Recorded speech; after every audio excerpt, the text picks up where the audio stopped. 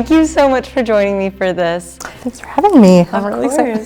Could you please share your name and your pronouns for me? Yes, my name is Audrey Markarian, and I use she, her pronouns. Thank you. Could you tell me your class year and your class mascot and color? Yes, so I am class of 2007, a yellow Sphinx. Nice representation. Thank you. I learned to love yellow from being a Sphinx. It maybe wasn't my favorite when I came into Mount Holyoke, but now I'm a fan. You rock it.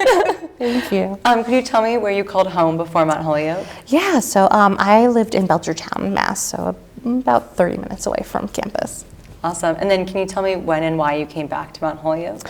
Yeah, so when I graduated, I did a bunch of different things and went and got my MBA from Simmons in Boston. And when I was graduating from my MBA program, a position opened up in the development office, and it worked closely with alum volunteers to support them in the work that they do to support Mount Holyoke. And it just seemed like a really great opportunity to come back, and so I applied and made it back, and have been here for 9 years now. Oh, that's so exciting. So yeah. Can you tell me what you majored in here at Mount Holyoke? Yes, I was a psychology major and an English minor. Nice. When you were on campus, did you have any campus jobs or extracurriculars?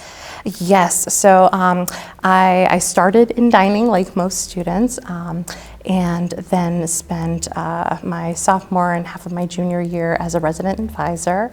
I also worked off campus at the Odyssey and at a retirement community where I got to meet a bunch of alums who actually lived in the area and retired there, so it was a great way to kind of stay connected outside of campus. That's so awesome.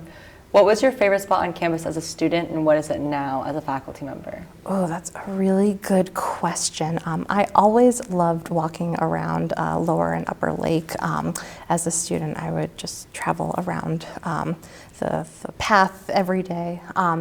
As a staff member, I learned all about the trails behind Prospect Hill, which I didn't know they existed. Oh, I didn't either. Yeah, well, there are some really awesome trails up there, and you can kind of go through the woods and learn about history of Mount Holyoke, which I would recommend. Awesome. What's your favorite tradition as a student? Was it now as a staff member? Yes, so I think for both I would have, I love all traditions, but I think my favorite would have to be Mountain Day. I have actually managed to hike up Mount Holyoke every single year from my first year until this last year, with the exception of 1 year when I was in grad school. And prior to coming to Mount Holyoke, I didn't really hike much, but that has become one of my favorite activities, and being able to tie it to Mountain Day and that history has really been wonderful. And yeah, I love it. I love that faculty and staff are able to take part in it and really join with students and other community members and alums sometimes right at the top. So yeah, probably my favorite. That's awesome. So from 2003 on, you've been a staunch supporter of Mountain Day. I have been. And the 1 year that I wasn't able to do it, when I was in my grad program, I do feel lucky. I was able to meet up with the Boston area alums and kind of take part of the ice cream tradition, which was still lovely. But if I can, I want to be up at the top of the mountain. For sure. What's your dream milk and cookies combination?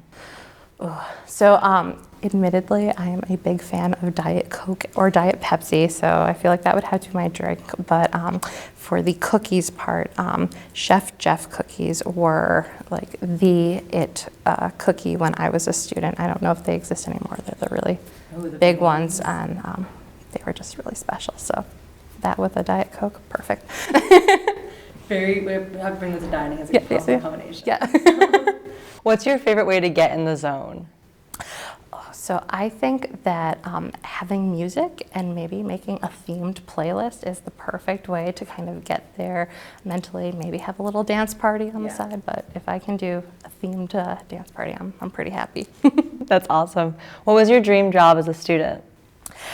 You know, I never really had a dream job. I kind of saw a lot of different opportunities or things that I wanted to do. So at one point I thought I would want to be a librarian or, you know, a museum curator or go into writing children's books or, you know, really anything. So I think I knew that I wanted to work with people and figured Mount Holyoke would give me the tools to do that in some way, shape, or form. That's so awesome. Is there anything that you miss about being a student? There's a lot of things that I loved about being a student, and you know, I think being able to just call your friends up and see them at any time is really kind of that one thing for me. Like I still am in touch with a lot of my friends, and it's really great to be able to connect with them, especially through Zoom. But you know, being able to just like meet up at 10 o'clock on the green and kind of go walking around and, you know, in the moonlight, that was nice. Yeah, I'm definitely as a senior trying to. Yeah. Could you share with me what makes Mount Holyoke? Oh, I think for me, it's really that sense of community. You know, when I first came onto campus, you know, you had this feeling that, you know, people walking by you really felt like you were connected to them, and I think that's really continued on. And being a staff member, you know, I feel like there's that too. You know, I can go and take part in traditions and still feel like I'm involved and really part of the community. I really resonate with that. Could you share with me the moment that you knew that you were Mo home? Sure.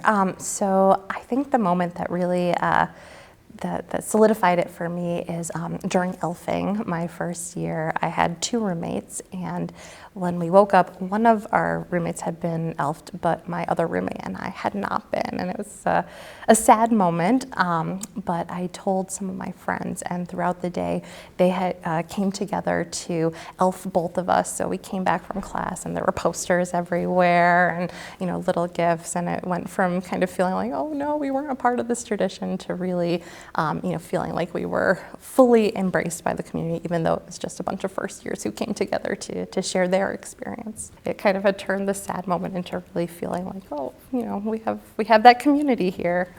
So that was the moment where I'm like, okay, yeah, this was the right choice. That's so sweet. Yeah, it was really sweet.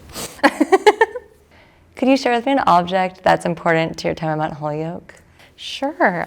So I brought here an Alumni Medal of Honor that was actually earned by this alum right here. Her name was Benny Irwin, and she was the class of 1943.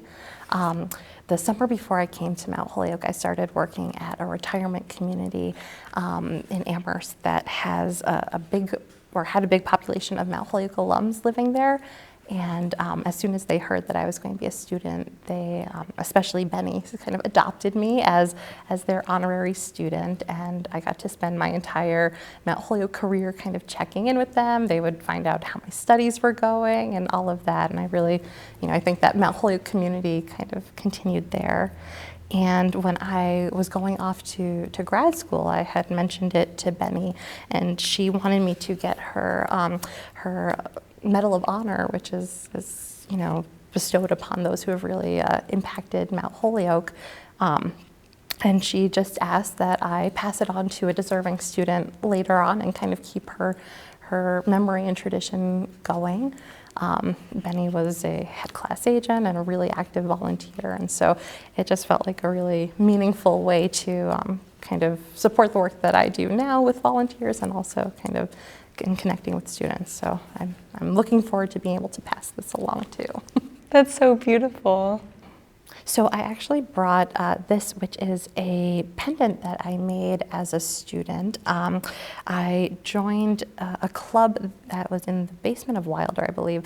It was called the Lapidary Club, and one of my friends told me about it, and it just seemed so wild. You could go in and choose rocks, grind them down, do all the silver work, use blowtorches, just use all these really intimidating machines to me before, and make something really beautiful. And As a staff member now, I know how important the maker culture and the maker space is to Mount Holyoke. When I was a student, there were lots of little pieces, but not that one combining location. So I just really love that we have it here now, and was proud that I could make something when I was a student. That's so cool. If you could give your student self one piece of advice, what would it be? I think what I would say is that while imposter syndrome can be real, like the gifts that Mount Holyoke gives you and the things that you learn, they are really, they're there to support you, and you will learn so much more about what tools you have. I didn't graduate feeling like I was a leader, and then as I went out, I started realizing that I was taking all of these leadership opportunities and really putting myself in that leader position that I wouldn't have necessarily identified myself as, but being able to look back, it's like, oh no, I was given those tools to really, take a leadership role. Thank you so much for sharing. Thank you. This is lovely.